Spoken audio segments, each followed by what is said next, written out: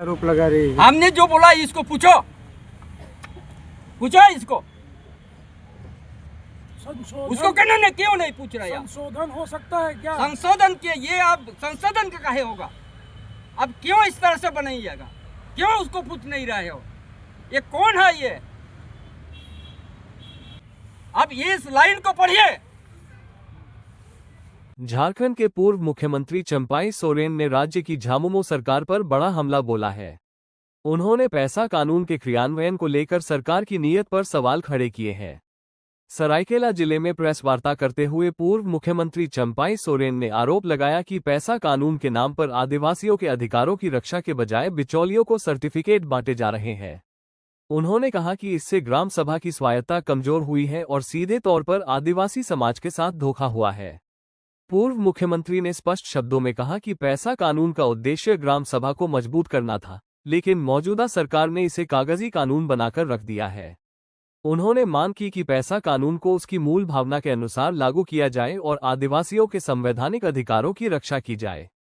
चंपाई सोरेन के इस बयान के बाद राज्य की राजनीति में एक बार फिर पैसा कानून को लेकर बहस तेज हो गई है। जोड़ दिया, इसीलिए ये सबसे ज्यादा आदिवासी को धोखा दिया। इस लाइन को आप लोग देखो पूरा, अथवा तो हर जगह तो अभी तो चलेगा। हाँ। तो आपका माझी परगना जिस गांव में ये कलकापुर में जो सरकारी तालाब है, अगर ये माझी को उनके अगर अनुमति नहीं दे रहा है ऑक्सीजन का, तो ये वाला लागू हो जाएगा ना। स्वाभाविक है। तो नाकापस वाला को दे दिया, ये कोई भी हो सकता है, कोई भी हो सकता है। लेकिन पहले ग्राम सभा का अधिकार था, CNT एक जमीन आपस का, वो खत्म कर दिया। तो क्या दिया है आप ग्राम सभा को? जल जंगल जमीन खनन, माइनर मेजर खनन में आपका उसका कोई रोल नहीं। और वो भी अगर कुछ आप जो उधर से सरकार से आ गया कोई योजना आपका पसंद है, 30 तारीख तक जवाब दे दे, नहीं तो 7 उसको माना जाएगा, वो भी कर दिया। जो चिल्लाते हैं हम बड़ा शासन बना रहे। ग्राम सभा को क्या दिया है? बूढ़ा बूढ़ी जो झगड़ा होता है जब तक फाइन कीजिए, भी अधिकार नहीं है, खाली सहमति दे दीजिए। नहीं देना है तो ऑनलाइन आ जाएगा, कोई तो आ जाएगा, बिजली आ जाएगा। ये पूरा लूट का, यहाँ का जमीन लूट का छूट बनाया गया। हाँ। पूरा। हाँ। पहले हमारा समझ था बिना ग्राम सभा से, बिना अनुमति से DC भी परमिशन नहीं देगा। तो ये भी खत्म हो गया। सारा अधिकार जो राज्यपाल के पास सारा अधीन होना चाहिए शेड्यूल एरिया में, या DC ऑल इन ऑल होगा। हाँ। बहुत बड़ा धोखा दे दिया। 30 दिन तक रोक कर, बहुत बड़ा धोखा। इसीलिए आज हम गांव-गांव में जाके इस अधिसूचना को हमने सामने रखेंगे। ये सरकार कितना आदिवासी को धोखा दिया, पूरा पंचायत राज व्यवस्था को यह थोप दिया। अच्छा, पंचायत राज बात बोल रहा है।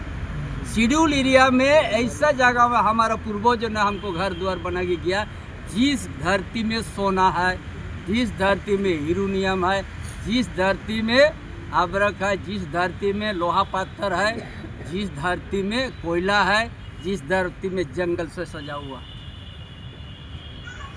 आज ये उद्योग के चलते हमारा सामाजिक व्यवस्था खत्म हो गया, कलकापुर का अनाथ हो गया। ये पुश्तैनी जमीन है।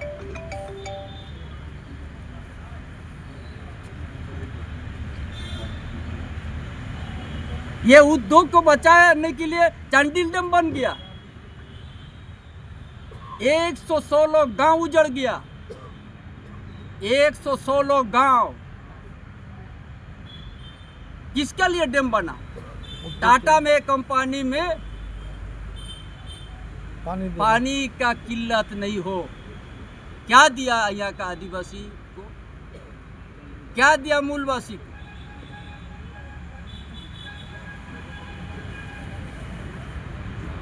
क्या दिया है? एक कलकापुर भी यही है, पुश्तैनी जमीन चल गया है टीजीएस टाइयो लोंगपोडक में। क्या दिया यहाँ का आदिवासी लोग?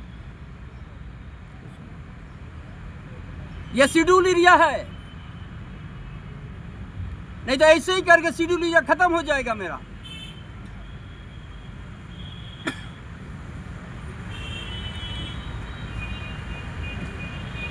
हमको बंजर क्यों बनाया?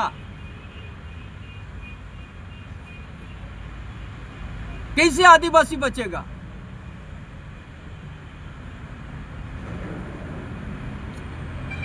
अगर ये उद्योग चलाना चाहते हैं यहाँ शेड्यूल एरिया में, तो पुश्तैनी जमीन जो आप लिए है उसका साथ आपको शेयर होल्डर होना पड़ेगा, उसको शेयर देना होगा आपको।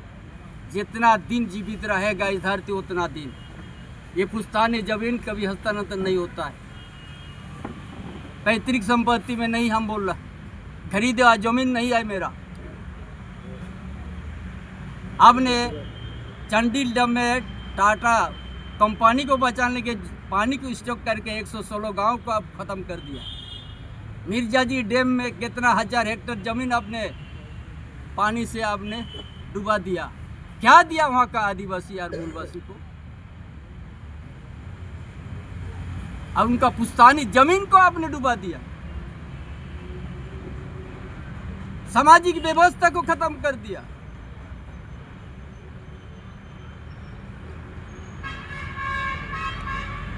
उसका आर्थिक संकट बन गया है। अभी बंजारे तांबू रह के रहना शुरू हो गया ये शेड्यूल एरिया में।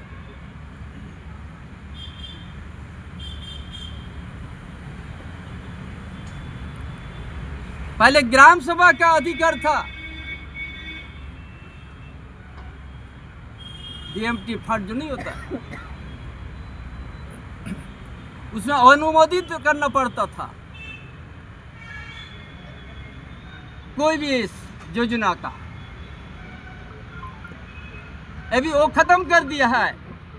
30 दिन तक आपका वैल्यू होगा, उसका बाद सदा माना जाएगा। वो ग्राम सभा को कोई ताकत नहीं, खत्म कर दिया। बचेगा शेड्यूल एरिया का आदिवासी और मूलवासी।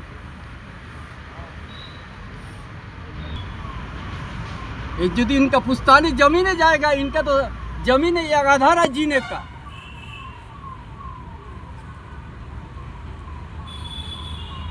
फंकने के लिए इसलिए इस बार टाटा लीज नवीकरण नहीं होगा। ये शेड्यूल एरिया है, पहले यहाँ का आदिवासी और मूलवासी का पहले इनका शेयर बनाओ। हम उद्योग का विरोध नहीं करते, लेकिन हमको दूध में मक्खी पड़ा है जैसे फेंक मत दो। ये शेड्यूल एरिया है, ये धुआं खाने के लिए नहीं पैदा हुआ हम। ये हमारा पुश्तैनी जमीन है, नहीं तो इस जमीन जिस दिन आप बंद हो जाएगा उस दिन मेरा जमीन वापस हो जाएगा। और यही कलकापुर का इस जमीन से ही हम शुरू करेंगे। आपका ये उपयोग खत्म हो गया, वो पुश्तैनी जमीन है, अब स्वतः उसको वापस कर दीजिए जिसका जमीन है। क्या समझ लिया ये शेड्यूल एरिया का आदिवासी को? ये सरकार ने ऐसा उनका शक्ति को भी हनन कर दिया। सारा पावर डीसी को दे दिया। एक शब्द राज्यपाल का यह शब्द नहीं जुड़ा हुआ है।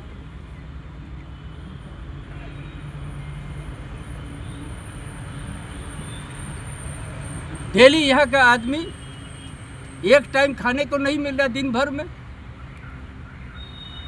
दोस्तों ने जमीन को हमने कब्जा कर दिया। इसके लिए किए शेड्यूल एरिया, इसके लिए झारखंड, इसके लिए आदिवासी, इसके लिए मूलवासी। इसलिए इस सवाल को लेकर गांव गांव जाएंगे और टाटा लीज नवीकरण को भी रोक के देखें। आपने 116 गांव को आपने ख़त्म किया है। आपको बचाने, टाटा को बचाने के लिए क्या दिया है आदिवासी को, क्या दिया है मूलवासी को। यहाँ भी इस क्षेत्र में भी आप टाइगर टीजीएस लोंगपटो में धूल फेंकते रहो, खाते रहो धूल। ये पुश्तैनी जमीन में बना है, ये कंपनसेशन नहीं। पीढ़ी के पीढ़ी इस जमीन में जीने का अधिकार है, तो इस जगह पीढ़ी के पीढ़ी हमारा हिस्सा होना चाहिए। सारा ये जो अधिसूचना पेशा का हर गांव में हम जाके एक इस शेड्यूल एरिया से एक नया जन आंदोलन और क्रांति का बिगुल बजेगा। जोहार, नमस्कार।